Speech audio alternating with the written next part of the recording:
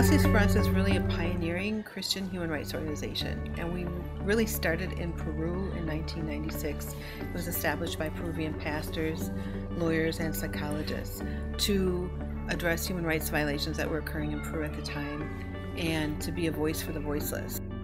We work on two levels in society. One is working directly with individuals and families who have been victimized by a human rights violation, such as violence against women or children, sexual abuse against children, land issues with indigenous communities.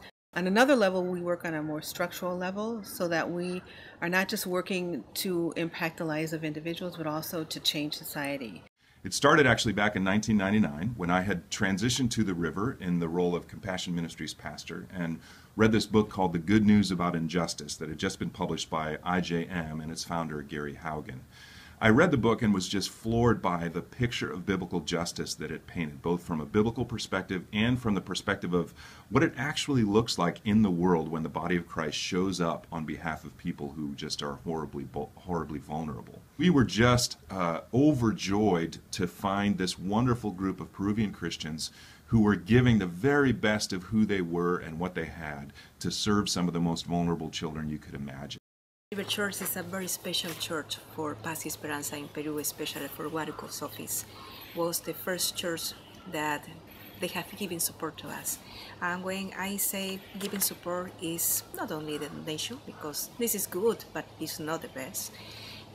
River has been in front of cases in the advocacy or lobby, have been in front of trainings with the prosecutors, trainings with the judges, trainings with the people who is working in the legal representation or psychologist rehabilitation with the victims of sexual assault and domestic violence.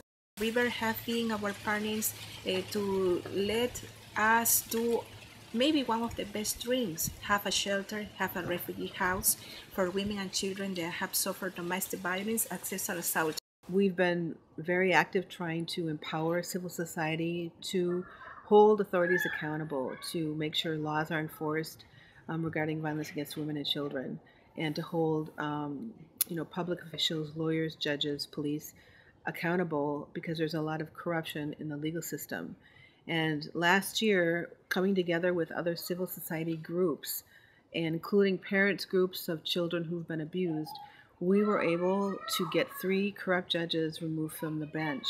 These were judges who were letting rapists out into the community, receiving bribes to do that. And so that was a huge, huge achievement. Paz has served literally hundreds upon hundreds of children who've been sexually assaulted, has seen them actually protected and brought through a wonderful aftercare program into a kind of life that is full of hope and purpose, and the River has gotten to participate in that. And we at IJM are thankful for the River's partnership. That partnership still serves as a wonderful example of what churches can do. So from the IJM side now, I get to say thank you to the River for your wonderful partnership with Paz y Esperanza that makes things possible that would just otherwise not be possible.